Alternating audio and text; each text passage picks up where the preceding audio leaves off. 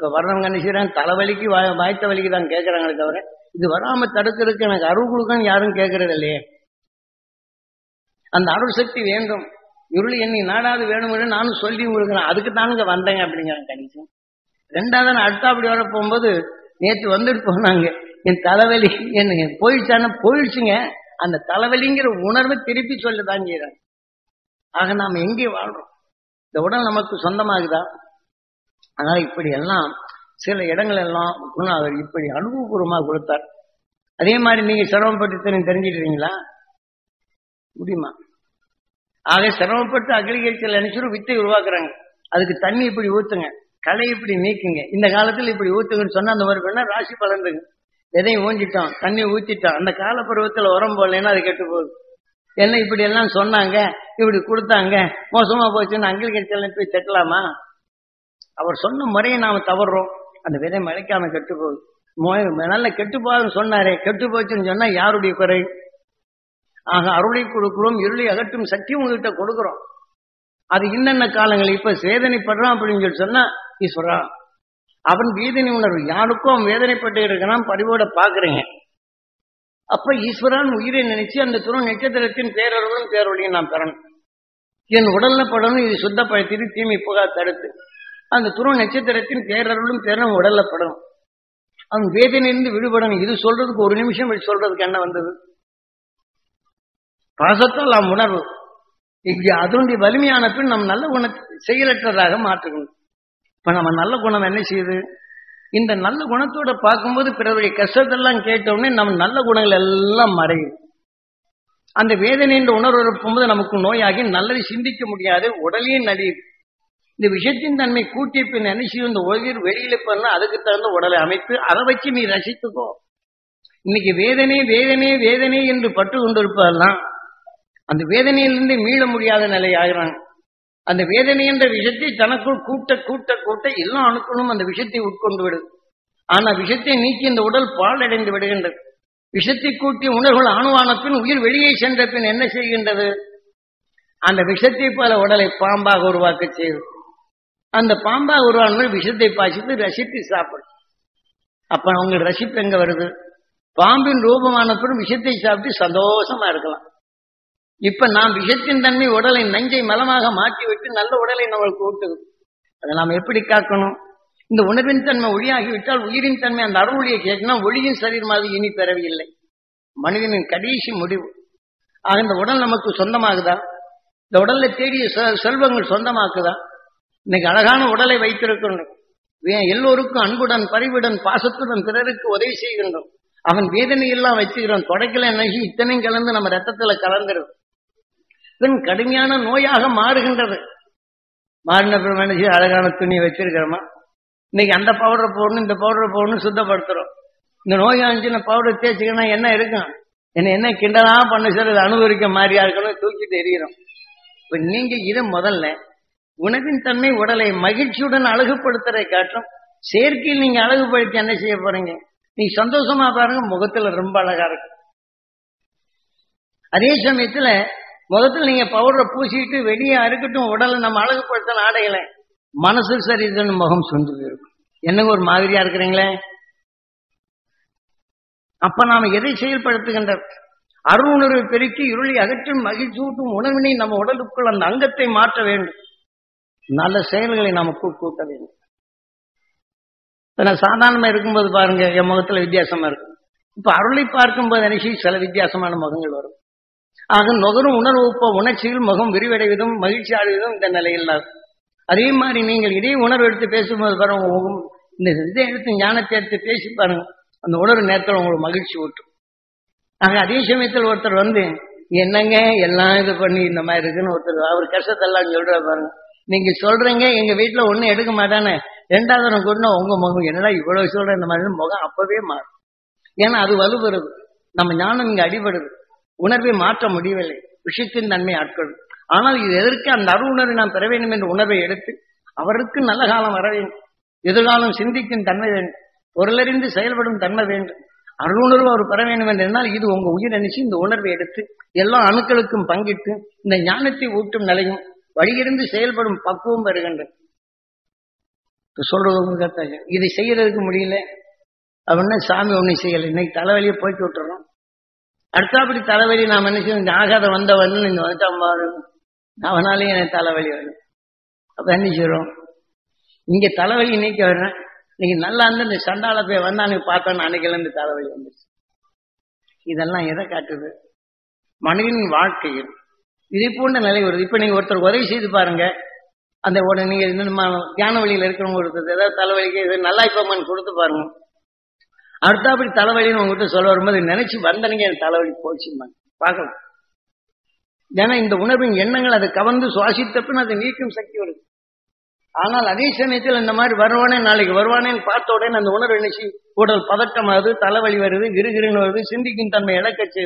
எதுக்கு வருது, நாம் நுகர்ந்த உணர்வு தான் இந்த உயிர் இயக்கம் தான். நாம் உடலின் தன்மை அரங்கம், உயிரிழப்பட்டவனின் நாதம், அந்த நாதத்தை கேட்போர் ஆளுகின்றது, அதான் ஆண்டாள். அந்த உணர்வின் தன்மை நாதங்கள் நம்மை இயக்குகின்றது, அதுதான் நம்மை ஆளுகின்றது ஆண்டாள். தெளிவாக கொடுக்கிறாங்க நம்ம சாஸ்திரங்கள். ஆகினால் மனிதன் வானப்பின் இனி பிறவி இருக்கக்கூடாது.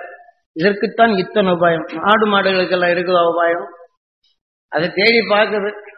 புல் இருந்துச்சுன்னா புல்லு மேய போகுது, புல் இல்லைன்னா புல் இருக்கிற பக்கம் தேடி போகுது. அதை சாப்பிட்டதை விட்டு போட்டு வேற ஒண்ணு சாப்பிடுறது இல்லை. இது இல்லைன்னு அந்த சாப்பிடுதான். அந்த புல்லை சாப்பிட்டோம்னா புல்லு எங்க இருக்குது அங்கதான் போகுது.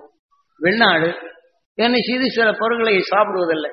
அப்ப அது கிடைச்சதெல்லாம் இதுல கொஞ்சம் அதுல கொஞ்சம் அதுல கொஞ்சம் கொத்தி சாப்பிட்டு இருந்தாலும் ஆடு தின்னாம்பாளன் இருக்குது, அதை சாப்பிடுதானா இல்லை. இதே போல இன்னைக்கு வேலிமுள்ள இதை கூட சாப்பிடும், ஆனா அதே சமயத்துல சில இலைகளை அது சாப்பிடுறதில்லை. அப்ப அது எதனுடைய உணர்வுகள் இருக்கு, அது தீமை என்ற நிலையில் விலகிச்சிருக்கு. ஆனா அதுக்கு தக்க அது வாழும். இப்ப நாம் என்ன செய்யறோம், இதே மாதிரி உயிரினங்கள் தன்னை பாதுகாத்துக் கொள்ள வரும். இப்ப இதே மாதிரி ஒருத்தரை நாம் பார்த்த உடனே அவங்க தீங்கு செய்வார்கள் என்று நம்மளுக்கு வந்த உடனே அந்த உணர்வுகள் நாம நுகர்ந்துடும். அப்ப அதுல இருந்து நாம் என்ன செய்யறோம், அவர்கள் நல்லவராகட்டும், அப்படி ஈஸ்வரான்னு சொல்லி நாம் உயிரை எண்ணி என் உடல்ல படணும்ட்டு அவர் நல்லது செய்யக்கூடிய உணர்வு வரணும், நல்ல பண்புகள் வளரணும் அப்படின்னு நாம சொல்லிட்டு போயிட்டா என்னாகும், அந்த உணர்வு நமக்குள் வர்றதில்லை. இப்படி நமது வாழ்க்கையில் எனது அனுபவபூர்வமா எல்லா இடங்களுக்கும் அழைத்து சென்றார். மலைப்பகுதி எத்தனை எத்தனை இடங்கள்ல வருது. இதுக்கு வந்து இப்ப மனிதனை செத்தவொன்னே புதைச்சிடுறாங்க. அந்த புதைச்ச இடத்துல பாருங்க உப்பு போட்டு வைப்பாங்க. அந்த உப்பு போடாம விட்ட இடத்துல அழுகி போகும். அழுகின உடனே அந்த உடலை வளர்த்த அணுக்கள் புழுவாகுது. அந்த புழுவான ஒரு அந்த உடல் இருக்க வேண்டும் தெரியுது. வெளியில வந்த உடனே என்ன செய்யுது, குண்டி கிண்டி வெளியில வருது. இப்ப அதே ஆகாரத்தை சாப்பிட்டு இல்லைன்னு சாகுது. செத்த உடனே என்ன செய்யுது, இதை அவர் கூட யார் யார் பழகினாங்களோ அந்த உணர்வின் தன்மை காத்துல மிதக்குது. அவங்க உடம்புக்கு ஈர்ப்பு போகுது, அவங்கள உடலை திங்க ஆரம்பிச்சிரு. அதுல அவங்களுக்கு புண்ணு மற்றதெல்லாம் குடஞ்சி உள்ளுக்கு போற மாதிரி வந்து அது அணுவின் தன்மை உள்ளுக்கே சென்றா அதில் உள்ள அணுவாக மாற்றி மற்ற அணுக்களை கொல்லும் உணர்வுகள், அணுக்கள் அதனுடைய மலம் கொல்லும் தன்மை. இதெல்லாம் அறிமுகப்படுத்தாது. எதுவுமே ஒன்று ஒன்றுடன் கலக்கப்படும் போது ஒன்றின் நிலை என்ன ஆகின்றது. இதை போன்ற நிலைகள் எல்லாம் நாம் மாறுது. எது எப்படி இருந்தாலும் விஞ்ஞான அறிவு கொண்டும் உறுப்புகளை மாற்றி அமைக்கின்றார். எத்தனையோ நிலைகள் வந்து இன்னைக்கு கண்கள் இல்லைனாலும் மற்றவனுடைய கண்களை எடுத்து அந்த நேரத்தில் பொழுது கண்களை பார்வை கொண்டு வந்துடுறோம். செவித்தன்மை இன்னும் கொண்டு வரலை, அதற்காக மற்ற ஒளிகளை எடுத்து அந்த உணர்ச்சிகளை தெரியும்படி கொண்டு வர்றாங்க. இப்படி இருதயங்கள் மாறி போச்சுன்னா அது புது இருதயத்தை செய்து வைக்கிறோம். அதே மாதிரி உறுப்புகளில் சில இதுகளானா கல்லீரலுக்கு பதில் வேற உறுப்புகளை செய்து வைக்கிறோம். இப்ப அதுக்கு மாறாக அந்த அணுக்களின் தன்மை இன்னும் உடல்ல மாட்டு உடல்லையோ மற்ற உடல்களையோ இந்த செல்லுகளை கழித்து அந்த உறுப்பு மாதிரி மோல்டு செய்து அந்த உணர்வுக்குள்ள அதை சேர்க்கப்பட்டு அதே உறுப்புகளை உருவாக்குறோம். எடுத்த உடனே இந்த உடலுக்கும் என்ன இருக்கிறது, இந்த உணர்வின் செல்லுகளை உருவாக்கப்பட்டு உறுப்புகளை எடுத்து அது இணைத்து இதுல தையலாக்குறோம். தையலானாலும் இது எரிந்து கொண்ட பின் இதில் ரத்தத்தில் வரக்கூடிய சமப்படுத்தும். இதுல எதிர்நிலையான இது கலந்துகிடும். இதுல கிருமிகள் பிரிச்சிடும். அதுக்காக வேண்டி இந்த கிட்னிக்கு மாற்று கிட்னி வைத்தாலும் அப்படிதான், இருதயங்களை மாற்றி வைத்தால் அதேதான், மற்ற கல்லீரல்களை உறுப்புகளை மாற்றி வைத்தாலும் இந்த ரத்தத்தில் சீராக வரணும். இந்த உணர்வு உறுப்பும்போது வடிகட்டுவதற்காக இந்த மருந்தை சாப்பிட்டோன்னா ரத்தத்தை ரெண்டுக்கும் ஈக்குவல் ஆகும். அப்ப ஈக்குவல் ஆகி கொஞ்ச நாள் வரலாம். ஒரு நாளைக்கு அந்த மருந்து கொடுக்கலைன்னா இந்த விஷத்தன்மைகள் கோர்த்துடும். அப்படி ரெண்டுக்கும் சமமாக்கப்படும் போது பிறருடைய உணர்வுகளை ஒரு காய்ச்சலோட வர்றாங்க, அவன் வந்து அது வீரியம் கொண்டது. இந்த கிட்னிக்கு இது வச்சு நுகர்ந்துட்டான்னா உடல்ல போச்சுன்னு இந்த கிருமிகள் ஆகும். அன்னைக்கு அவங்களுக்கு ஆபத்து. அந்த ஆபத்துன்னு வந்துடுச்சுன்னா அதற்கு தகுந்த மருந்துகளை கொடுக்கணும். சாதாரண டாக்டர்கிட்ட போன இது கலந்துரும். இப்படியெல்லாம் விஞ்ஞானிகள் அதன் இந்த பருவத்தை பார்த்து செயல்படுத்துகின்றனர். ஆனால் இப்படி செய்தாலும் எத்தனை காலம் வாழ்றோம்? கொஞ்ச நாள் தான் வாழ்றோம். நம்மளுக்கு இப்படி ஆகிப்போச்சு, இதை சாப்பிட்டு தானே வாழணும், இந்த வேதனை தான் ஜாஸ்தி ஆசைப்படும். இந்த செல்வம் வந்ததே காசு இல்லாமல் போயிடுச்சு, காசு என்ன தேடணும்னு வேதனை வரும். ஆக உடல் உறுப்பு கொண்டு வாழ்ந்தாலும் அந்த வாழ்ந்த காலத்தில் இது சுகமா வாழ்ந்தாலும் அந்த வேதனைன்ற உணர்வு வரதான் வந்து மக்கள் எல்லாம் சந்தோஷமா இருப்பாங்க. நம்ம காலம் இப்படி ஆகிப்போச்சு, நல்லவர்கள் வர வர வர இங்கே வேதனை உணர்வு தான் அதிகமாகுதே தவிர ஆனால் அதுல இருந்து மாற முடியுதா? ஆக இந்த உடலில் காலங்களில் நாம எதை சேர்க்கணும்? உறுப்புகள் குறைந்தாலும் உணர்வு பெற வேண்டும் என்று உணவின் தன்மை ஒளியாகும் சரீரம் பெற வேண்டும். இந்த உணர்வுகளை மாற்றினால் இந்த உடலுக்கு பின் பிறவியில்லா நிலைகள் அடைகிறோம். இல்லை என்றால் என்னாகும்? ஆகவே மனிதன் கடைசி நிலை. ஆகதான் ராமேஸ்வரத்தில் கோடிக்கரை என்று வைத்திருப்பாங்க. இது பல கோடி சரீரங்கள் எடுத்து கோடிக்கரையா இருக்கு. ஆகவே சிவதனுசு என்பது நாம் ஒவ்வொரு உயிரையும் கொன்று கொன்று கொன்று கொன்று தின்றது. இப்ப மனிதன் நோயானால் அந்த நோயின் தன்மை மனிதன் தனக்குள் எடுக்கும்போது இந்த நோய் மாறுது. மாறின மீண்டும் உடற்பெறும் உணர்வையை மாற்றுகின்றது. ஆகவே இப்படி பல கோடி சரீரங்களை கற்று இன்னைக்கு மனிதனாக பிறந்தது கோடிக்கரை, தனுசு கோடி. பரசுராமனுக்கும் ராமனுக்கும் சண்டை நடந்தது. அது வந்து சாதாரணமா இன்று பன்றியா இருக்கப்படும் போது பன்றி அணிச்சு பல கோடி சரீரங்களை கடந்து தீமைகளை வெல்லும் உணர்வு எடுத்து அந்த தீமைகளை நீக்கும் உறுப்புகள் பெற்றது. அதை வச்சு சாக்கடையில் உள்ள நாட்டத்தை பழக்குது, அது நுகருது. இந்த உணர்வின் தன்மை வலிமை பெற்ற பெண் நல்லதவே நுகருது. பன்றி என்ன செய்யுது? சாக்கடையில் உள்ள நாட்டத்தை பழந்து நல்லதவே அது நுகர்ந்து நுகர்ந்து அது உடலை சேர்க்குது. சேர்த்து கொண்ட பெண் என்ன செய்யுது? இந்த தீமையை பழந்தின் உணர்வு வளர்ந்து பன்றி உடலை விட்டு உயிர் வெளிவந்த பின் இன்று நாம் மனிதனான பின் மனித சாப்பாட்டுக்குள் வரும் விஷத்தை நஞ்சை மலமாக பிரிக்கும் உடலின் அமைப்பு உருவாக்குது இதே உணர்வு தான், இதே உயிர் தான். பன்றியாக இருந்ததும் உயிர் தான். ஆக நாய் மாடா இருந்ததும் உயிர் தான். ஒன்றிலிருந்து ஒன்று தப்பிக்க வேண்டும் என்ற உணர்வை எடுத்து தீமையிலிருந்து விலக வேண்டும் என்ற உணர்வை ஒன்றாக சேர்த்து பன்றியின் உறவை உருவாக்கும். பன்றி தீமை என்று தெரிந்த பின் பழந்து நல்லதை நுகர்கின்றது. அந்த நல்லதை அதிகமாக தீமை என்ற உணவை பழந்திடும் சக்தி பெறுகிறது. உயிர் வெளிவந்த பின் என்ன செய்யுது? மனிதனாக பிறக்கும். அதுல வரும் நஞ்சை மலமாக மாற்றிவிட்டு நல்ல உணர்வை வைத்து தீமையிலே பழக்கும் தன்மை வரும். தீமை என்று உணர்ந்த பின் சமப்படுத்தும் நிலை வரும். ஆக அத்தகைய நிலை பெற்ற பின் மனிதன் நாம் என்ன செய்றோம்? நம்ம பிள்ளையை ரொம்ப வளர்க்கணும்னு நினைக்கிறோம். அவன் தலைவலி காய்ச்சல் வந்து அன்னிச்சிரும், வேதனை போறோம். அப்போ சமப்படுத்துவதற்கு மாறாக நினைக்கிறோம், அவன் வேதனை எடுத்துக்கிறோம். பையன் நல்லா படிக்கணும்னு நினைக்கிறோம், அவன் படிப்பில் மக்கள் இவன் சிறு எதிர்காலம் என்ன ஆவானோ, இப்ப கெட்ட தேடி வச்சிருக்கிறோம், படிப்பில் எப்படி மக்கா போயிட்டு இருக்கானே, அவன் எப்படி பழைக்க போறான்னு இப்படி வேதனை போறோம். அப்ப வேதனைப்பட்டு அன்னிச்சிரும், அவன் தவறு இழந்தான், தவறுக்கு அவனால எந்த சந்தர்ப்பம் இருக்கு. அப்ப அந்த துருவ நட்சத்திரத்தின் பேரருளும் பண்ணிட்டு இதை நமக்குள் எடுத்து அவன் சிந்தித்து செயல்படும் சக்தி பெறணும். கல்வியில ஞானம் பெறணும். யாராவது சொல்றாங்களே இல்லை, அவனுக்கு இத்தனையும் செலவழிச்சேன், அவன் பாருன்னு இப்படி போயிட்டாங்க. அப்புறம் யாராவது சொன்னா நான் அப்படிதாங்க நினைக்கிறேன், நல்லா படிக்கணும் தானே நினைக்கிறேன், பால்ல பாதாமே போட்டு கொஞ்சோண்டு விஷயத்தை போட்டு சாப்பிடறான்னு சொன்னா இப்ப இருக்கும் சொல்றது. எல்லாம் இயற்கை நிலை பாசத்தால் ஏற்படும் வேதனை அந்த சொல்லுக்குள் கலந்து அவன் செவியிடப்பட்டவனை சிந்திக்கும் தன்மை இழக்க செய்து. குற்றம் எங்கிருந்து வருது? அவன் மேல பாசத்தால் வரும் இந்த தீய வினைகள் அவனை நல்லவனாக மாற்றுவதற்கு மாறாக அவன் சிந்தனையிலே இழந்திடும் தன்மை வரும். அவன் சிந்தனை இழக்க இழக்க இப்படி யாராரும் வரவங்கெல்லாம் சொல்லாரு. படிக்க போனால் போது இவன் சொல்ல சொல்ல தாய் மேல வெறுப்பாரும், தந்தை மேல வெறுப்பாரும், சொன்னதை கேட்க மாட்டான். அந்த வேதனையின் உணர்வு நுகர அவன் செயல் எல்லாம் இழக்கப்படும். குற்றம் எங்கிருந்து வருது? ஆசையிலிருந்து வர்றதுதான். ஆசையின் தன்மை பக்குவப்படுத்த தவறினால் தோசை சுடணும்னு ஆசையா இருக்குது, வேகமா நெருப்பை கூட்டினா என்ன பண்ணும்? சச்சி ஒட்டிட்டா தோசை சரியா வரல, சீக்கிரம் சாப்பிடணும் ஆசை இருக்கு, நெருப்பை பக்குவப்படுத்தினா ருசியா இருக்கும். நெருப்பு போட்டு எழுதி ஒட்டி இடிச்சுன்னு சொல்லி போட்டு அப்புறம் இந்த தோசை பெஞ்சிடும், அடுத்த தோசை பிக்குது, கரண்டி சரியில்லைன்னு தூக்கி எறிஞ்சா வேற சட்டி வச்சா இருக்கும், அதே நெருப்பு தானே இருக்கும். அப்ப நாம் என்ன செய்யணும்? தண்ணி விட்டு ஆற்றி அதே மேல கொஞ்சம் சக்தியை பக்குவப்படுத்தி நெருப்பு கொஞ்சம் தனித்து தோசை விட்டு அன்னிச்சியும் இதுவும் கருகாது, சூடு சரியா வரும், ருசியும் இருக்கும். நல்ல வேலை தெரிஞ்சும் அப்படி பக்குவப்படுத்துறோம் இல்லையா? அப்ப நம்முடைய அவசரம் என்ன செய்யுது? பையனுக்கு வரக்கூடிய நல்ல குணத்துல படிக்கணும்னு ஆசைப்படுறோம். அப்ப என்ன செய்யறோம்? கொஞ்சம் தப்பாய் போச்சுன்னு அவனை பற்றி வேதனைப்படுறோம். எங்கேயோ சுத்திட்டு நம்ம வெளியில போயிட்டு வந்தா போறோம், படிக்கலாம் எங்கடா சுத்தி இருக்கிறேன்னு நினைக்கிறோம் இல்லையா? அப்ப அந்த உணர்வின் வேகமாகும் போது இந்த அதிர்வு என்ன செய்யும்? அவன் சிந்திக்கும் தன்மை இழந்துருது. ஏதாவது சொல்ல போனா நம்ம மேல வெறுப்பாது. அதிகமா சொன்னா என்ன செய்யுது? அவன் சிந்திக்கும் தன்மை இழந்துடும்.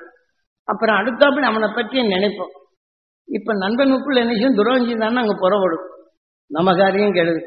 சிந்தனை அவனை நினைச்சிட்டு இருக்கும்போது என்ன செய்யும்? எதிர்காலம் நல்லா எப்படி வேதனை கலந்த உணர்வு எடுக்கிறோம். அப்ப எடுப்பது நம்ம நல்ல பயிரினை செய்ய போனாலும் கூட இந்த வேதனை கலந்த நிலை பயிர் சரியா விளாது. வியாபாரத்துக்கு சொல்ல போனா யாராவது இதை என்னங்க வேலைன்னு கேட்டா 2 தானே கேட்ட போமா, நீ எல்லாம் 5 சரக்கா வாங்கிருப்போம், இப்படித்தான் வரும். அப்ப யார் கெடுறது? அவனை பற்றி அன்பா இருக்கும்போது இந்த உணர்வு நினைச்சு நல்லவரை காக்க முடியாத நிலையாது. அப்ப எது செய்யுது?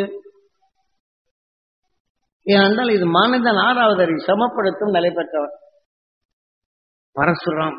ஆனா அதை சமப்படுத்தும் நிலை தவறினால் மீண்டும் மனித உடலின் இந்த உடலுக்காக வேண்டி நல்லது என்ன இந்த உடலின் இச்சிக்க வருகின்றது. மீண்டும் சிவதன் செய்து உணர்வு உடல்பெறும் உணர்வுக்கே மாற்றிக்கொண்டிருக்கின்றோம். ஆக இந்த பண்டி என்ன செய்யுது? சாக்கடையில் உள்ள நாட்டத்தை பழந்து நல்ல உணர்வை சேர்த்து சீதா அந்த சுபமிக்க உணர்ச்சி கொண்டு தீமைகளை பழக்குது. தீமையை பழந்திடும் உணர்வு பெற்றும் போது இங்க மனிதனுடைய எண்ணங்கள் சீதா ராமனாகுது. ஆக நாம் இந்த நிலையில் ஒரு வேதனை என்ற உணர்வு வந்த பின் அவன் சந்தோஷமா இருக்கணும். அந்த துருவ நட்சத்திரத்தின் உணர்வு ஒன்று சீதா சுவை. அதை எடுத்து தீமையினை நீக்கினா மகிழ்ச்சி. அந்த உணர்வை எடுத்துதான் ராமன் என்ன செய்யறான்? விஷ்ணு தன்ஸ். ஆக உயிரின் இயக்கம் ஈசன், அதுல ஏற்படும் வெப்பம் விஷ்ணு, இருக்கும் காந்தான் லட்சம். ஆகவே இதை போல அது நுகர்ந்த உணர்வுகள் எதுவோ இங்க பிரம்மம். ஆகவே நல்லதை எண்ணும் போது அந்த உணர்வின் தன்மை அந்த மலம் உடலாகுது, மகிழ்ச்சி ஆகுது. ஆகவே எந்த ஞானத்தின் தன்மை அவன் பிரம்மமாகுது. பிரம்மாவின் மனைவி யாரு? சரஸ்வதி. அவனை காக்கப்பட வேண்டும் என்ற உணர்ச்சி தூண்டு நம்மை காத்திடும் உணர்வும் உடலை உருவாக்குது. ஆகவே இதை நாம் என்ன செய்யணும் அப்படிங்கிற போது அவன் நல்லவனா இருக்க வேண்டும் என்று என்றும் விஷ்ணு வரம் கொடுத்து விடுகின்றான். அவன் உணர்வின் தன்னை நல்லவன் செய்ய வேண்டும், அவனுக்கு சிந்திக்கும் ஆற்றல் வேண்டும், உயர்ந்த நிலையில் பெற வேண்டும் என்று என்றும் அந்த உணர்வின் தன்மை இங்க கருவாக போகும்போது பிரம்மமாகும். அந்த பிரம்மத்தின் தன்மை என்ன ஆகுது? மனம் ஞானம் சரஸ்வதி. இந்த உணர்வின் தன்மை உடலாகும் போது அவனை நினைக்கும் போதெல்லாம் என்ன ஆகும்? அவன் ஞானியாக வேண்டும், அருஞானம் ஆக வேண்டும், அவனுக்கு சொல்லிக் கொடுக்கும் முடியும். ஆனா இது தப்புடா, நீ இந்த மாதிரி செய்தால நல்லது, இந்த மாதிரி செய்தா நல்லதும் பல முறை சொன்னாலும் அது எடுத்து சொல்லும் போது பாதியார் என்ன செய்யறாரு? பள்ளிக்கூடத்துக்கு போன உடனே ஆனான்னு சொல்ற ஆனா அப்படிங்கிறான். ஆனா இங்க ஆனா சொல்றாரு, ஆனா அப்படின்னு சொன்னா அப்படி எல்லாம் இப்படிதான் சொல்லணும் வாத்தியார் திருப்பி சொல்றாரு. இது ஆனான்னு சொன்னா ஆனானே சொல்லிட்டு இருக்க, இவனுக்கு படிப்புறான்னு போய் சொல்ல முடியுமா? இல்லையா? என்ன சொன்னாலும் கேட்க மாட்டேங்கிறாங்க. ஞானத்தை ஊட்டு நம் தாய் தந்தை ஞானத்தை ஊட்டி பழக வேண்டும். ஆகவே அந்த ஞானத்தை ஊட்டவில்லை என்றால் என்ன ஆகும்? இதுக்குத்தான் கருவியை வளரப்படும் போது அருண் ஞானி உணர பெற வேண்டும், உலக ஞானம் பெற வேண்டும், உலகை காற்றிடும் அருண் ஞானியாக வேண்டும் என்ற உணர்வை நாம் செலுத்தினால் அவன் உடலில் அத்தகைய சக்தி கிடைக்கின்றது. ஆக நமக்குள் அது பெறுகின்றது. அந்த தாய் கருவிற்கு தாய் செவிவழி கேட்கின்றது, உணர்வின் தன்மை நுகர்கின்றது, இரத்தத்திலே கலக்கின்றது, கருவில் இருக்கக்கூடிய குழந்தைக்கு உருவாகின்றது. பிறந்த பின் அந்த ஞானத்தின் வடிவம் பிறக்கின்றது. ஆகவே நாம் குடும்பத்தில் எப்படி இருக்க வேண்டும்? இதே போல ஞானியை வளர்க்க வேண்டும் என்றால் குடும்பத்தில் அமைதி பெற வேண்டும், அருஞானம் கருவிலே வளரக்கூடிய குழந்தை பெற வேண்டும், உலக ஞானம் பெற வேண்டும், உலகை காத்திடும் அருஞானி வர வேண்டும் என்று உணர்வினை நாம் எடுத்தால் அவன் பெயரிலாவது நாம் ஒன்றுபட்டு வாழுகின்றோம். உணர்வின் தன்மை தாய் கருவில் இருக்கும் நுகர்கின்றது, அது உணர்வின் தன்மை இரத்தத்தில் கலக்கின்றது. ஞானியாக உருவாக்கப்படும் போது நமது குடும்பத்தில் நம்ம அறியாத அந்த சாப அலைகளோ தீ அலைகளோ பாவ அலைகளோ பூக்கும் சக்தி அந்த குழந்தைக்கு உண்டு. அவன் வீரிய உணர்வு பெறுகின்றான், அறுவழி நம்மை காப்பான். ஆனால் குழந்தை என்று எண்ணுகின்றோம். ஆனால் நாம் நல்ல பயிரினங்களை வைக்கப்படும் போது அது நமக்கு எவ்வளவு உணவுக்கும் மகிழ்ச்சி உருவாகின்றது. அதே போலதான் அருண் ஞானிகளை நாம் உருவாக்கினால் நம் பகமை உணர்வுகளை மாற்ற முடியும்.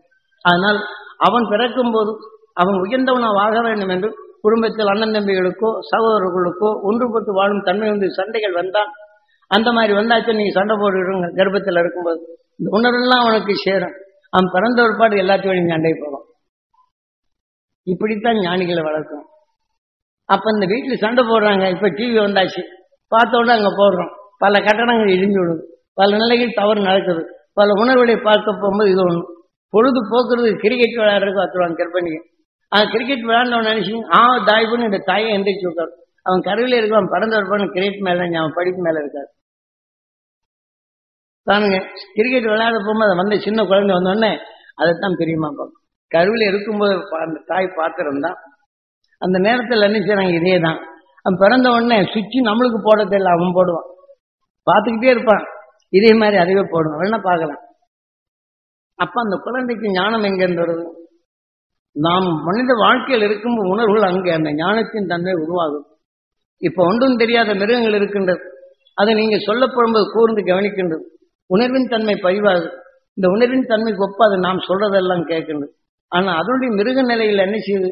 எதிரி என்றால் கட்டுது, ஆக உடனே திரும்பி பார்க்குது, அதன்படி தான் இந்த பாஷைகளை பிறந்தது. ஆனால் மனிதன் தெளிந்த நிலையில் கொள்ளுகின்றான். இது தவறு என்று சொன்னால் பேசாமல் நிற்குது, அது தவறு என்று அதனுடைய இடங்கள் சொல்ல முடிகின்றதா?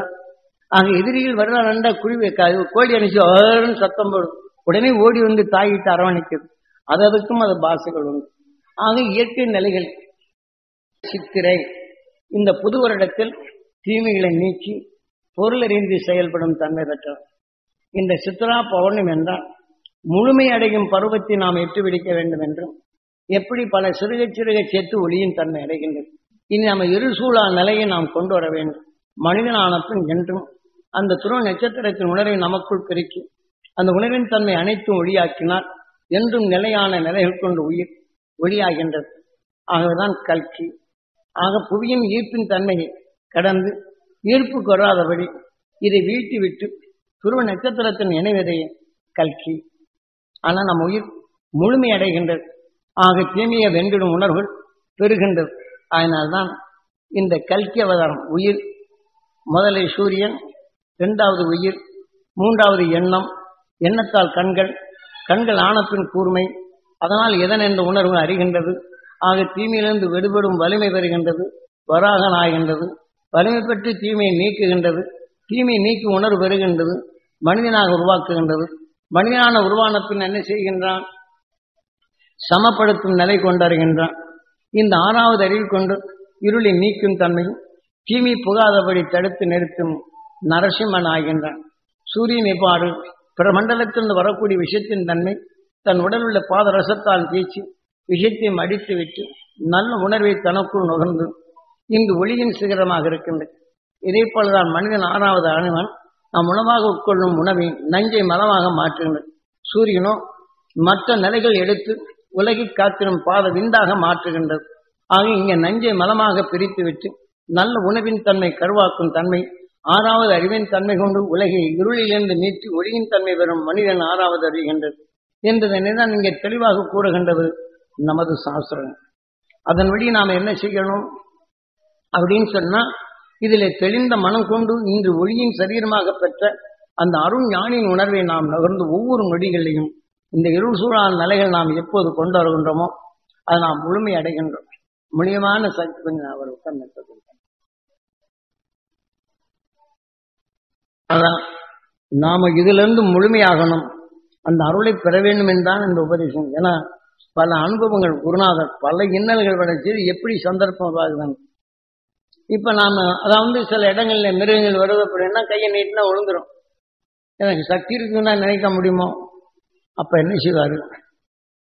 யானை வருது தாக்கின்னு நினைக்குது, யானையை தோசு பண்றாங்கிற எல்லாரும் தோசு பண்றன்னு எப்படி சொல்லி கொடுத்துருக்கிறாரு. யானை பார்த்தோன்னா பயம் வருது, எங்க தோசு பண்றது? யானை திடீர்னு ஒரு பாதைக்கு போக சொல்றாரு, யானை வருது. யானை வந்தவன் நினைச்சு பயம் ஆகுது, பக்கத்துல வந்துடுது, காதை தூக்கிடுச்சுன்னா நிச்சயம் அடிக்கும். ஏன்னா நான் வேட்டைக்கு போய் பழக்கப்பட்டதுனால காதை விடைச்சி தேய்க்கணும், நீங்க எவ்வளவு தூரம் ஆனாலும் விடாது. யானை வேண்டி திரும்பி இருந்தா அது வேற விதமா இருக்கும். காதை மட்டும் விடைச்சிச்சுனப்ப நம்மளுக்கு அடிக்கிறது குறி வச்சிருக்கு, பார்த்துக்கிட்டே இருக்கும். நகண்டப்ப ஓடி வந்து லவுக்குன்னு பிடிச்சிக்கும். இந்த மாதிரி நிலைகள் இருக்குன்னு இது பார்த்த உடனே நம்மளை அடிச்சு போடணும் பயம்தான் வரும். அப்ப நம்ம குருநாதரை நினைக்கிறேன், சாமியே அப்படிங்கிறேன், முன் வச்ச காலை பின்ன வைக்காதுங்க, எங்க சாமி அடிச்சு முன்னாடி போக விடாது போறதுக்கு அப்படின்னு மனசு சத்தம் போட்டு அதை அடிச்சிருங்க. மனசுல நினைக்கிறதுக்கு முன்ன வச்ச கால பின்ன வைக்கிறாங்கிற. அப்புறம் இருந்தாலும் அப்புறம் திருப்பி என்ன சொல்லணும், நீ அதை தோஸ் பண்றா சரியா போகும், எங்க தோசை எங்க பண்றதுக்கு அடிச்சு போய் என்ன தோசை ஆகி பண்ணி போயிட்டா இந்த நிலை வரும். வந்தவொன்னா அப்புறம் தான் சொன்னார், அவர் கொடுத்த பவரை வச்சு யானை உடல்ல இருந்து வரக்கூடிய வாசனை உன் உடல்ல ஏத்துறாங்கிறார். இப்போ ஒருத்தன் பயமுறுத்தினான்னு உணர்வு வரப்போகும்போது நமக்குள்ள அந்த வாசனை வரும். இப்ப எதிரி என்ற உணர்வு தாக்க வரான்னு நீங்கள் பார்த்தோன்னா அந்த பயப்பட்டக்கூடிய உணர்வு வரும். நீங்க பார்த்தோன்னா யார் பார்த்தாலும் அந்த பயம் இங்கே கேட்கிறவங்களுக்கு நம்மளையும் நடக்கத்தோணும், ஏன் பயப்படுறேன்னு கேட்போம். இதே மாதிரி யானையின் உணர்வை நீ நுகரும் அப்படிங்கிறாரு. அதை எடுத்து கொஞ்சம் புல்லானவன் என்ன செய்யுது, காது விடைக்கிற விட்டுச்சு. அப்புறம் போகுது. அதெல்லாம் இந்த கொப்பங்கள் கட்டி யானை பிடி இடமும். அது முன்னாடி யானை என்ன செய்யுது, குச்சி ஊனிட்டே வருங்க, பின்னாடி அது வரிசையில வருதுங்க. இப்ப இந்த நேரத்துல மனுஷனை கண்டானுங்க, மனுஷன் செய்ததெல்லாம் தப்பிச்சு போனதெல்லாம் எதுக்கு தெரியும். அது என்ன ஆகி போச்சு, இந்த மாதிரி வந்தவொடனே தோசை வந்துருச்சு. அப்படி வரிசையில முன்னாடி அது குட்டியான நினைச்சு சும்மா இருக்கப்பட்டதுபடி நம்மளை இப்படி தட்டின உடனே திரும்பி பார்த்து அப்படியே முறைச்சு பார்க்குது. அது ஏதாவது இப்படி நீட்னா போச்சு. அவ்வளவுதான், அது பாட்டுக்கு விளையாடு. கொஞ்ச நேரம் நின்று பார்க்குது, என்னை சுத்தி தள்ளுது, முட்டி பார்க்குது, இதே நினைக்குது. அப்புறம் கொஞ்ச நேரம் அமைதி. இதெல்லாம் குருநாதர் அனுபவத்துக்கு. அப்படின்னா அதுக்கும் ஈஸ்வரா அப்படின்னு சொல்லிட்டு உயிரை குருதானதை நினைச்சு அதுக்கும் கொஞ்சம் விலையை போகக்கூடிய புத்தி வரணும் அப்படின்னு நினைச்சிட்டு இருக்கேன். நான் இதுல பயந்து இருந்தேன்னா நிச்சயம் அது வரக்கு. அந்த பயத்தில் நிலையின கை கொண்டு எப்படி தட்டி இருந்தா பெரியான தாக்கு. இந்த மாதிரி சந்தர்ப்பத்தில் கொண்டு சிக்க வச்சிடும். ஏன்னா கொடுத்தாலும் அந்த ஞானங்களை இதை எப்படி பயன்படுத்தணுங்கிறது இப்படி கொண்டு கொடுத்து போனோன்னா கொஞ்ச நேரம் இருந்துக்கிடுங்க. அது போட்டு அப்புறம் போயிடுச்சு. இங்க கேக்கன்னு சிரிக்கிறார். இன்னமும் ஒண்ணுமே தெரியாதவனே ஏழா யானையெல்லாம் மடக்கிற அப்படிங்கிறார். பயந்துகிட்டு இருந்தேன், இப்ப யானையெல்லாம் மடக்கிறீங்களா அப்படின்னா. இந்த மாதிரி இதையும் செய்ய சொல்வார். இப்படி எல்லாம் அனுபவத்தை உணரணும். இல்லைன்னா இது அனுபவ ரீதியில தெரிந்து கொண்டு. இதே மாதிரிதான் சில நேரங்கள்ல இன்னைக்கு புலி வருது அப்படின்னு சொன்னா, இதுல அதே குமாரபாளையத்துல நாராயணசாமி இருந்தார், உங்களுக்கு தெரியும் நினைக்கிறேன். அந்த ஆத்து ஓரத்துல அந்த இந்த ஆஞ்சநேயர் மடத்துல இருக்கிற அவருடைய பையன், அவன் பேர், அவன் பேர் டிரைவரா இருக்கிறாங்க. அவனை எல்லாம் மாதேஸ்வரம் வேலைக்கு கூப்பிட்டு போறோம். மாதேஸ்வரம் நாட்டம் பாட்டி நாராயணசாமி இவங்க எல்லாம் கூப்பிட்டு போறோம். போன உடனே போற யானைக்காடுங்க, யானைக்காட்டு ஒரு குறுக்கு பாதையில கூப்பிட்டு போறோம். இதை சொல்லிட்டு வந்தோடனே மேல போய் இங்க ஏறின உடனே ஏத்தா போய் புலி இருக்கு. புலியை பார்த்த உடனே அவங்க பார்க்கலன்னு சொன்னா திடீர்னு பயந்துட்டா என்ன பண்ணுட்டு நான் புலி அவனுக்கு முன்னாடி போய் புலிகிட்ட நின்றுட்டேன். இவன் எதாவது பார்த்தா பயந்துடணும். பூரா சின்ன பசங்க இதெல்லாம். நான் 10 வயசு 12 வயசு 13 வயசு பையங்க. இவங்களுக்கு பின்னாடி கரடு கட்டுகளை கூப்பிட்டு போறேன் நல்ல பாதையில். அப்படி உட்கார்ந்துட்டு இருக்கும்போது என்ன ஆகி போச்சு, நான் முன்னாடி நின்றுட்டு கொஞ்ச நேரம் ப்ரேயர் பண்ணேன். மொழான்னு தவி ஓடிச்சு. ஏன்னா நம்மளை குறி வச்சு பார்த்துக்கிட்டு இருந்தது. ஆனா அந்த நேரத்தில் அதுக்கு உண்டான உணர்வை பார்த்த உடனே எங்களுக்கு மேல எகிரி அந்த பக்கம் ஓடிச்சு, ரெண்டும் ஜோடி போட்டு. அப்ப இவங்க என்ன ஆகி போச்சு, பப்பன்னு எல்லாம் புலி வரும். அப்புறம் அப்ப அங்கிருந்து கூட்டு போனோம். இந்த மாதிரி அவன் அந்த பசங்களுக்கு காட்சி கொடுத்தே கொண்டு போனது. அப்ப நாராயணசாமி அவன் பேர், நல்ல பேர், அந்த பையன் பேர் மாறி போச்சு. இப்ப கார் டிரைவரா இருக்கிறான். இந்த மாதிரி மாதேஸ்வரம் மலைக்கு கூட்டு போகும்போது இவங்களுக்கு கூட்டு போய் அந்த பழக்கத்தை கொண்டு போனாங்க. இப்படி அதே பையன்தான் நம்ம ஆறு இருக்கு பாருங்க, காவேரி ஆத்துல தண்ணி ஃபுல்லா போகுது. சாமி குதிக்க வச்சுக்கிறான்னு சொல்லிட்டு அவங்க வீட்டுல இருக்கும்போது குதிச்சுட்டாங்க. தண்ணி ஐயோ குதிச்சுட்டானு அவன் அப்புறம் இங்க பார்த்தா இங்க ஏறி வர்றாங்க. இந்த மாதிரி அந்த அசம சித்துன்னு சொல்லுவாங்களே, அந்த சித்துகளுடைய உணர்வுகளை அன்னைக்கு என்னென்னலாம் பரிசை பண்ணி பார்க்கணும்னு செய்துட்டு இருந்தது. இது குமாரபாளையத்தில் இந்த 30 வருஷத்துக்கு முன்னாடி, 25 வருஷம் இருக்குங்க. எஸ்எஸ்எம் வரதுக்கு முன்னாடி அங்க நடந்தது இதெல்லாம். ஏன்னா இந்த மந்திரவாதிகள் இதெல்லாம் தெரிஞ்சுக்கிறதுக்காக வேண்டி இந்த மாதிரி எல்லா இடங்களுக்கும் இயற்கை எப்படி இருக்கணும் 300 பேரை சந்திக்கணும். அப்ப காட்டுக்குள்ள போனோம்னா மனிதனுக்கும் காட்டுக்கும் என்ன இருக்குது இதெல்லாம் தெரிஞ்சுதான் இதை சொல்றேன். ஆனால் நீங்க உங்களுக்கு இது சொல்றோன்னா சாமி கதை சொல்றாக எண்ணக்கூடாது. இயற்கையின் உண்மையின் உணர்வுகளை நீங்கள் இயற்கை எப்படி இயங்குது, உங்கள் வாழ்க்கையில் வரக்கூடிய நிலைகள் என்ன செய்யுது. காட்டுக்குள்ள போனா மிருகங்கள் கட்டுப்படும். இந்த மனிதன் இங்க இருந்து இது வந்து இந்த காடுக்குள்ள என்ன செய்யுது, மனிதனுக்குள்ள என்னதான் பெரிய தப்பிக்கிறதே பெரிய கஷ்டமா இருக்கு. அதனால நாம இன்னைக்கு பெரும் காட்டுக்குள்ளதான் வாழ்றோம். இதுல இருந்து மனிதன் உணர்வு கொண்டுதான் நம்ம மாத்தணும். அதனால வரும் இருளை நாம் எதாவது கண்ணாடியில படப்போம் இருள். அப்ப நம்ம கண்ணாடியை தொட்டு தான் தெரியுது. ஒருத்தர் தப்பு பண்ணான்னு உணர்வு நமக்கு இருளாகிடுது. அடுத்த நிமிடம் என்ன செய்யணும், அவன் பெறக்கூடிய உணர்வு நமக்குள் இயங்காது துரு நட்சத்திர உணர்வுக்கு சுத்தப்படுத்துங்க. அவன் ஏன் சொல்றான் அப்படிங்கிற சிந்தனை வரும். அப்ப அவனுக்கு நல்ல புத்தி வரணுங்கிறப்ப அவன் உணர்வு நம்ம தாக்குவதில்லை, நாம் பேசாம விளைச்சலாம்.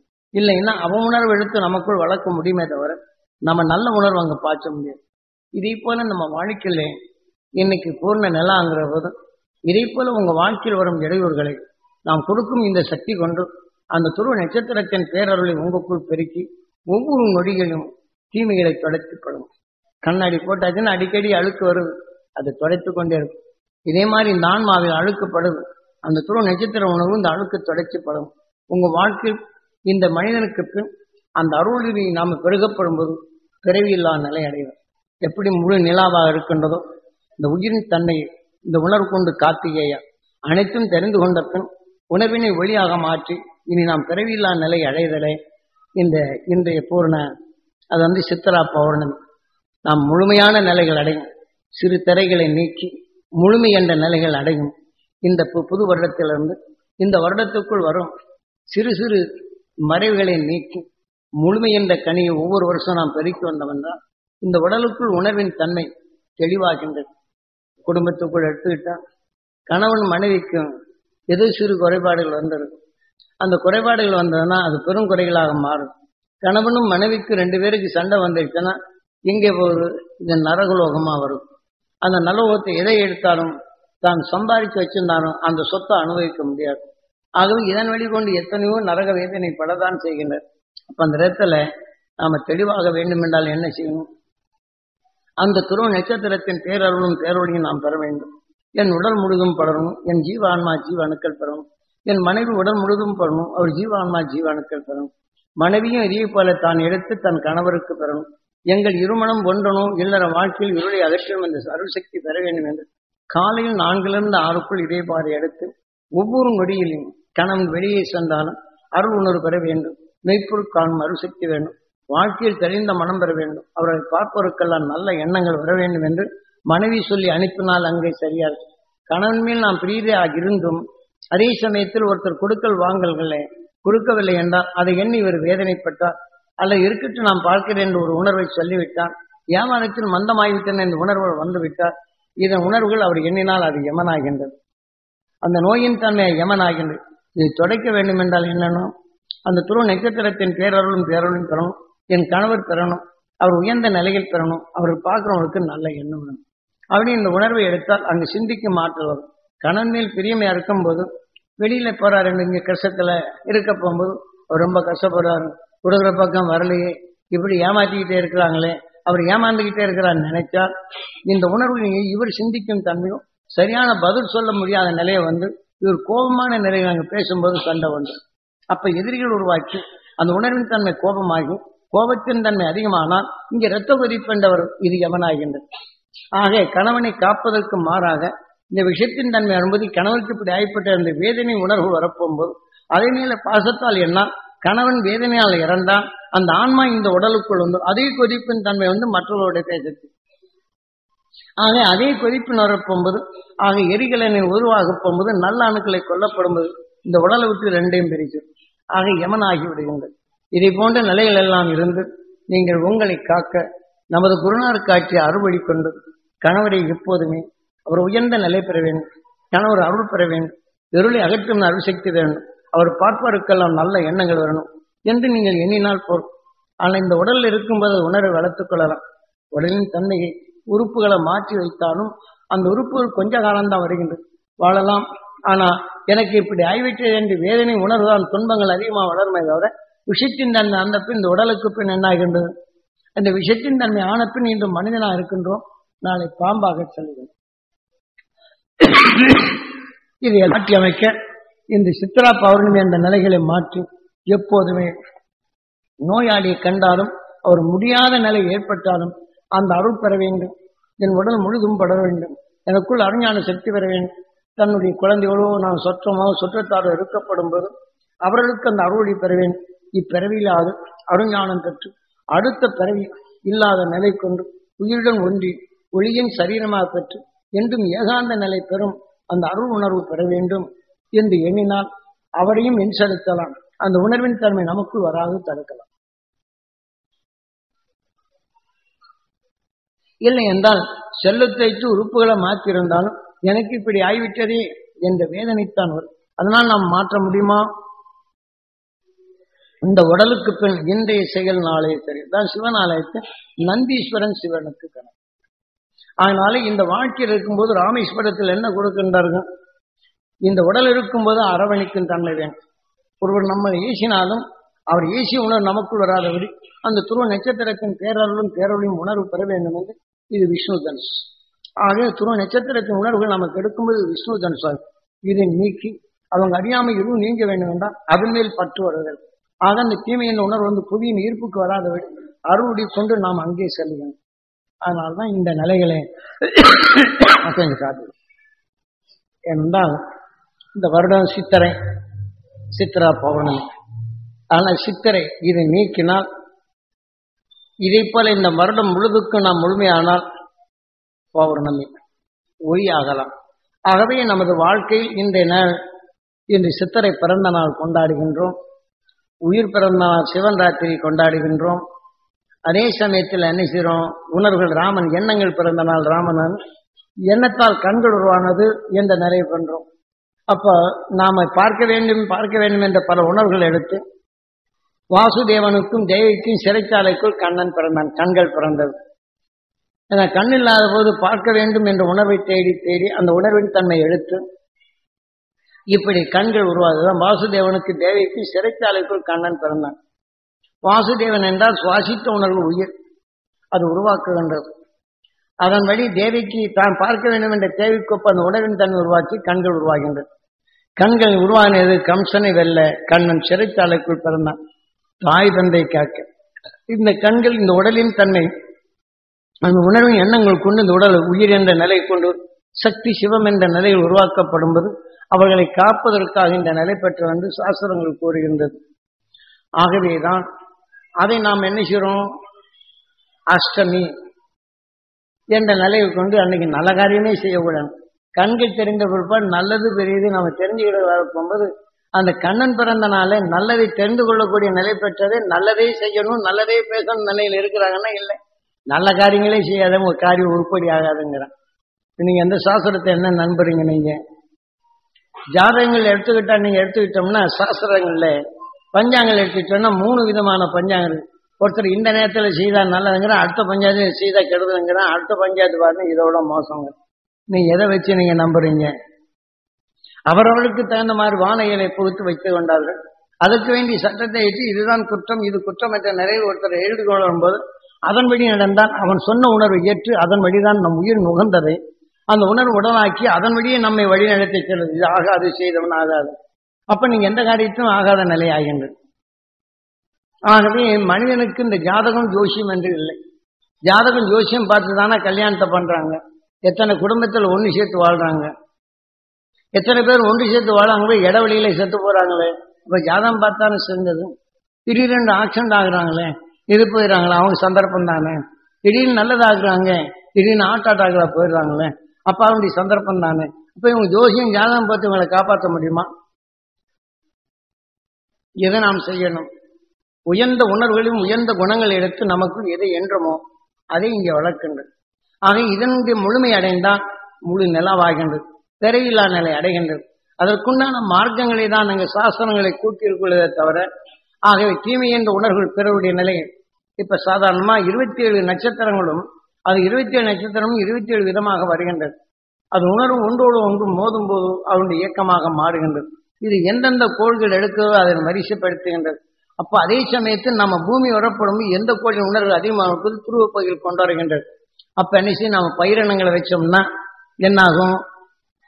எந்த இந்த கோளின் உணர்வு அதிகமாக பெற்றதோ அந்த உடல் அமைப்பு வருகின்றது பயிரினங்கள். ஆனா அந்த கோளின் சத்து இங்க இல்லை என்றால் பயிரினம் சீராக விளையாது. எந்த கோளின் தன்மை இங்க வருகின்றதோ அதுக்கு அந்த நட்சத்திரத்தின் உணர்வுகளை கலந்து நம்ம பூமி நேரம் வரப்போகும்போது அந்த பயிரினங்கள் அதன் உணர்ச்சி தக்கவல நல்ல ராசி பலர்ந்தது. ஆக பயிரினங்கள் கூறப்பட்டது மனிதனுக்கல்ல. அந்த பயிரினங்கள் செழிக்கப்படும் போது அது என்னென்ன காலங்களில் என்னென்ன வித்துகளை போடும் அப்படின்னு சொல்லுவாங்க. என்னென்ன காலங்களில் சனிக்கோளின் தன்மை வரப்போகும்போது புயல் வரும். அதாவது சனிக்கோள் எந்த திசையில் போகுதோ கரையில் எடுக்குது, மேலே போகுது. அப்ப கடல்ல இருக்கக்கூடிய நீர்கள் இருக்கு, மீண்டும் மழையாக போயிடும். ஆகவே அந்த சனிக்கோள் வேற பாதையில் போச்சுன்னா அங்க மழை இல்லை, எப்பறம் வறண்டு கிடக்குது. ஆகவே அது போகும் பாதையில் என்னென்ன நிலை இருக்குது என்று பல இந்த அகசியினால் கண்டு உணர்ந்த உணர்வுகள் இன்றும் அந்த முழுமை அடையவில்லை வானியல். ஆக அதனின் வான இயலின் தன்மை பெற்றாலும் இன்று விஞ்ஞானி அதன் பாதை அறிந்து உணர்வின் இயக்கத்துக்கொப்ப எதன் உணர்வு இயக்குது என்று இன்னைக்கு கம்ப்யூட்டர் என்று செயல்படுத்தப்பட்டு ஒரு கோள் இருக்கிறது அதை படம் எடுக்க வேண்டும். அது பிரபஞ்சத்தில் எதன் நிலை இருக்குதோ இது காந்தியில இது பண்ணணும். எந்த கோளின் உணர்வு இங்கே அதிகமாச்சதோ இதை இழுத்தோன்னு அந்த பக்கம் இழுத்துப்போம். அந்த கோளுக்கு பக்கத்துல போனோம்னா அது உமிழ்த்தும் நிலையும், அதுக்கு அடுத்த அடுக்கள் வரப்போகும்போது மற்ற கோளின் தன்மை உணர்வு ஆகும்போது எப்படி மாறுகின்றது அப்படின்னு விஞ்ஞானியை கண்டு கொண்டிருக்கிற அந்த விஞ்ஞான உலகை. ஆனால் அன்று விஞ்ஞானிகள் சொன்ன நிலையை இந்த விஞ்ஞானி எட்டி பார்க்கவில்லை. எலக்ட்ரிக் எலக்ட்ரான் என்ற நிலையில் தான் இன்று கண்டு உணர முடிகின்றது. இன்று அங்கே பரிசெய்த உணர்வை அது நேரடியாக எந்திரத்தில் கவரப்படும்போது வேக அழுத்தத்தில் மற்றொரு உணர்வு உராய்ந்திருந்தால் அந்த உண்மையில் இது பாதிக்கும். எந்த பாதையில் இவன் நுகர்கின்றனோ இது எலக்ட்ரிக்கில் இருந்து பிரித்து எடுக்கும் உணர்வுகள் ஒரு சிறிய நிலையில் இருந்தாலும் இந்த உணர்வு இதுடன் இல்லை என்ற நிலையை காட்டும். அது கம்ப்யூட்டர் நுண்ணிய அலைகள் கொண்டுதான் பிரித்து எடுக்கின்றான்.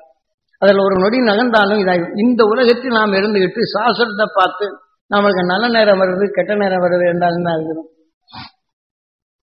அவன் காலநிலைகள் அறிந்து அனுப்புகின்றான். இந்த அலைகள் வரப்படும்போது இதனுடைய நிலைகள் இருக்கு. ஆக எங்கே உணர்வின் தன்மை மேகங்கள் கூடுகின்றது, அதனால் அணு கதிர் இயக்கங்கள், அதாவது சூரியனிலிருந்து வரக்கூடிய சில கதிர் இயக்கங்கள் எப்பகுதியில் அதிகமாக தாக்குகின்றது. நாம் அனுப்பும் ராக்கெட்டுகள் மோதினால் கரைந்துவிடும். இதனுடைய எலக்ட்ரிக் இதனுடைய நிலைகள் திசை மாற்றி விடும் என்பதற்காண்டி அவருடைய கதிரியக்கப்பொருட்களை கண்டு உணர்ந்து அவன் அங்கே அனுப்புறான். நாம் இந்த மாதிரி உலகத்தில் இறக்க போகும்போது நாம் என்ன செய்யறோம், நல்ல நேரத்தையும் கெட்ட நேரத்தையும் பார்த்துடும். மனிதனுக்கு எல்லா நேரமும் நல்ல நேரம் ஆக்க முடியும். கெட்டதை சமைத்து சுவைப்படும் உணர்வை சமைக்கின்றான். அப்ப இவனுக்கு எவ்வளவு பெரிய சக்தி இருக்குது. சூரியனின் இயக்க மண்டலத்தில் அது உணர்வின் தன்மை என்ன செய்தான். அன்று ஞானிகள் எழுதியுள்ளார்கள். கிரேதா யுகம் எந்த காந்தம் எதனுடைய கவர்கின்றதோ அதன்படி இணைந்து கொண்ட நிலை வளரும். இது கிரேதா யுகம். கிரேதா யுகம் நாம் எதை நுகர்கின்றோமோ அந்த உணர்ச்சியின் எண்ணங்கள் அந்த வாழ்க்கை அமைகின்றது. துவாரகா யுகம் பார்க்க வேண்டும் என்ற உணர்வின் தன்மைகள் கண்கள் வந்தது. ஆக நாம் தெளிவாக தெரிந்து கொள்ள வேண்டும் என்ற உணர்வை எடுத்தினால் அதன் அறிவாக நாம் தெரிந்து கொள்ளும் நிலை வருகின்ற துவாராக இந்த உடல் இருந்து பெற முடியும் என்ற தத்துவத்தை கூறியுள்ளான் ஞானிகள். இது யாராவது நாம சிந்திக்கிறோமா? நீ படிக்காதவங்க இருக்குன்னு நினைக்க வேண்டாம். நான் படிக்காதவன் தான் நான் இதையும் பேசுறேன். உலக இயல்பின் தன்மையை நீங்கள் அறிந்து கொள்ள முடியும். வாழ்க்கையில் வரும் தீமைகள் இருந்து அகற்றி தன் உணர்வின் தன்மை ஒளியாக மாற்றிக்கொள்ள முடியும். அந்த உணர்வை நீங்கள் செலுத்தி பழகும். இன்று விஞ்ஞான உலகத்தில் உலகமே நியூட்ரான் எலக்ட்ரான் என்ற விஷயங்கள் கலக்கப்பட்டு இந்த காற்று மண்டலமே நச்சுத்தன்மையாக இருக்கின்றது. இனி எதிர்காலத்தில் மனிதனுக்கு மனிதன் கொண்டு குவித்து ரசிக்கும் உணர்வே வரப்போகின்றது. 2014க்குள் நீங்க என்ன செய்ய போகின்றது? யாரும் தப்ப முடியாது, விஞ்ஞானியும் தப்ப முடியாது. இப்ப பாக்குறோம் இல்லைங்க, நியூட்ரான் என்ற விஷத்தன்மைகளும் அதாவது நட்சத்திரங்கள் மின்னல்கள் தாக்கி கடல்ல மணலாவதும் அதன் அலையும் மணல் விட்டு மோதி வெளியில் வரப்போம் அது மணலாவதும் அதை பிரித்து அது கதிர் இயக்கத்தை பிரித்து அணுவை பிளந்து அணு கதிர் இயக்கங்களாக மாற்றின மின்னலை போல இன்னொரு நட்சத்திரத்தில் மோதும் போது மின்னலாகின்றது. ஆக மற்றொன்றோடு படப்போம்போது கருக்கி விடுகின்றது. இது விஞ்ஞானி கண்டுபிடித்துள்ளான். இதுல ஏற்பட்ட கசிவுகள் அனைத்தும் சூரியனால் கவரப்பட்டு பூமியில் இருக்குது. அதே மின்னல்கள் காக்கப்பட்டு கடல்களையும் உண்டு. ஆனால் அதே மாதிரி நியூட்ரான் இப்ப சூரியன் நட்சத்திரத்திலிருந்து வலுகொண்ட ஒரு உணர்வின் தன்மை விஷம் கொண்ட உணர்வுகள் சூரியன் இழுத்து தன் பாதையில் வரப்படும் போது சூரியன் தாக்கப்பட்டு உணர்வு விஷத்தன்மையில் பரவி அணுக்களாக மாறும்போது அதனுடைய அழுத்தம் ஆனப்பின் ஒன்றோடு ஒன்று மோதி பலவிதமான உணர்வு மாறுதான் அது நியூட்ரானுங்கிறான். ஆனால் இந்த மோதலில் மற்றொன்றோடு சேர்த்தப்படும் இணைந்து கொண்ட உணர்வு புரோட்டான். எது எதனுடன் மோதியதோ எதன் நிலையில் சேர்த்ததோ அதன் சத்தாக இயக்குது என்று ஞானிகள் கூறுகின்றன. விஞ்ஞானிகள் மெய்ஞானிகள் கூறினதான் எலக்ட்ரிக் எலக்ட்ரான் நிலையில் காந்தப்புலன் அறிவை கம்ப்யூட்டரில் வைத்து அந்த உணர்வின் அதிர்வை இங்கே பதிவாக்கி அந்த உணர்வின் அழுத்தத்தை இதுக்குள் சேமித்து நாம் பூமிக்குள் கொண்டு வந்து நியூட்ரான் என்ற விஷத்தன்மையை பரப்பவிட்டு இது வெளிப்படுத்தும் எதிர்நிலையை மோதப்படும் போது விஷத்தன்மை வருகின்றது. இந்த விஷத்தன்மைகள் பரவினால் கடல் மேல் பறக்கப்படும் போது அந்த கதிரியக்கப்பொருளுடன் மோதன உடனே நெருப்பாகி விஷத்தின் தன்மை சுழல் காட்டாக மாறி கட்டடங்களை போறாமே தவிடுபடி நீங்க எத்தனை பெரிய கட்டடமா அந்த தூசியா பறக்க செய்தவர். இது எங்கே எதை செய்தாலும் அந்த விஞ்ஞானிகள் இது கட்டுப்படுத்தும் திறன் அவனுக்கு இல்லாத போயிடும். இதை எங்கெங்கே செய்தானோ அந்த இடமெல்லாம் இன்று நாசியை பார்க்கின்றோம். பெரிய பெரிய கட்டடங்கள் எல்லாம் பறக்கின்றது, பஸ்ஸுகளும் பறக்குகின்றது, எல்லாமே நொறுங்குகின்றது. இத்தகைய உலகத்தில் நாம் வாழுகின்றோம். அதனால் அந்த நியூட்ரான் என்ற விஷத்தன்மை பரவிட்டால் நம்ம சிந்தனை இழக்கப்பட்டால் மனிதனும் மிருகமாக மாறுகின்றான். ஆக அடுத்த அரசு இதை எளிதில் நம்ம மிருகமாக்கி அடிமைப்படுத்த வாழும் தன்மைதான் இன்று ராஜ்யதந்திரத்தால் செயல்பட்டு இதையெல்லாம் வெல்லும் திறமை வர வேண்டும். தென்னாட்டுடைய சிவனை போற்றி எந்நாட்டவருக்கும் இறைவா போற்றி என்று நாம் சொல்லிக் கொண்டிருக்கின்றமே. ஆக தென்னாட்டில் தோன்றியவன் தான் அகசியன். அவன் எல்லாவற்றையும் உணர்வின் ஒளியாக மாற்றும். அவன் உணர்விற்கு எல்லா நாட்டுக்காரனுடைய தீமையில் அடக்கக்கூடிய வல்லமை இந்த தென்னாட்டிலே ஏற்படும். அதைத்தான் நாம் இப்போது சொல்வது. கருவிலே வளரும் சிசுகளுக்கு அருண் ஞானின் உணர்வை அகசியம் பெற்ற அருள் சக்தி அவன் பெற வேண்டும் என்று குடும்பத்தில் விரதம் இருப்பது போன்று அந்த கருவிலே இருக்கக்கூடிய தாய்க்கு இது போதித்து மகிழ்ச்சியூட்டு உணர்வை பெற்று அந்த கருவிலே வளரும் குழந்தை என்ன அதாவது அந்த அகசியம் பெற்ற அருளும் அகண்ட அண்டத்தை அறிந்திட நிலையும் இருந்த உலகையும் மாற்றி ஒளியின் உணர்வாக உலகை வாட்டிக் கொண்டிருக்கும் துருவ நட்சத்திரத்தின் உணர்வு பெற வேண்டும் என்று நீங்க குழந்தைகளுக்கு செய்து வாருங்கள். இங்க வரும் நாளை வரும் விஞ்ஞான உலகில் இவன் பார்வைப்பட்டால் அகலும். இதே போல எடுத்துக்கொண்ட உணர்வு இது மோதலாகி அதனுடைய பலவீனப்படுத்தும். அதை நீங்க எதிர்காலத்தில் பார்க்கலாம். இந்த என்னமோ நாம சாதாரணமா தியானம் இருக்கிறோம் என்று சொல்லலாம். ஆக நாம் இந்த தியானத்தின் நிலையை நான் தியானம் வந்து எனக்கு சொத்து வரும் சுகமும் சொத்தை காக்கிறதுக்கு மனம் வேண்டும். தேடி சொத்தை காக்கிறதுக்கு மனம் இல்லை என்றால் தேடி செல்வம் ஆனக்குள் எத்தனை வேதனைகள் இருக்கிறாங்க. அந்த செல்வம் இவங்களுக்கு கூடுகின்றதா? கிடைக்கவில்லை என்றால் அடுத்து ஆகலைன்னா அடிமைப்படுத்த காசு செலவழிக்கலாம். அதற்கு தக்க வேற ஒன்றும் செய்ய முடியாது. ஆகவே இதை போல நீங்கள் ஒவ்வொருவரும் அருஞானத்தை பெருக்கும், இருண்ட உலகத்தை அகற்றும், அகசியம் சென்ற பாதையை நமக்குள் ஊற்றுவோம், இருளுடைய நிலையை அகற்றி அருள் உணர்வை நமக்குள் பெருக்கி இந்த உடலுக்கு பின் நாம் பிறவில்லா நிலை என்ற நிலையை அடைய முயற்சிப்போம். அந்த முயற்சி வெற்றி பெற வேண்டும் என்று இன்று பூர்ண நிலவாக எப்படி இருக்கின்றதோ சந்திரன், இதே போல மற்ற கோளின் தன்மை மறைந்தால் அது மங்கி விடுகின்றது. ஆகவே மங்கா நிலை பெற்று எத்தனை கோள்கள் வந்து மறைத்தாலும் துருவ நட்சத்திரம் ஒளி மங்காது. ஆகவே உணர்வின் தன்மை நாம் ஒளியாக்கி எந்த விஷயத்தின் தன்மை இருசூழா நிலையை நான் ஏற்படுத்தும் இந்த சித்திரை சிறு திரைகளை நீக்கி ஆக பூர்ண பௌர்ணமி என்று நான் சித்திரா பௌர்ணமி தீமையில நீக்கி எல்லாம் ஒன்றாக்கி ஒளியின் சரீரம் பெற்ற நாளாக இன்று நாம் பிறந்த நாளை கொண்டாடி இன்று போன நிலா என்ற நிலைகளாகி நாம் எப்படும் ஒளியின் சரீரம் பெற வேண்டும் என்று இந்த உணர்வை வளர்ப்போம் என்று அடுத்து இன்னொருவரின் உபதேசித்த உணர்வின் தன்மை நாம் தியானத்தால் ஒரு நட்சத்திரத்தின் உணர்வை கவர்ந்து அருள் என்ற நிலையை உருவாக்கி இருள் என்ற நிலைகள் அகற்றி பேரின்ப நிலை என்ற பெரும் அருள் மார்க்கத்தில் நாம் செல்வோம். நாம் அதை தியானிப்போம், அருள் வழி வாழ்வோம், அருஞானம் பெறுவோம்.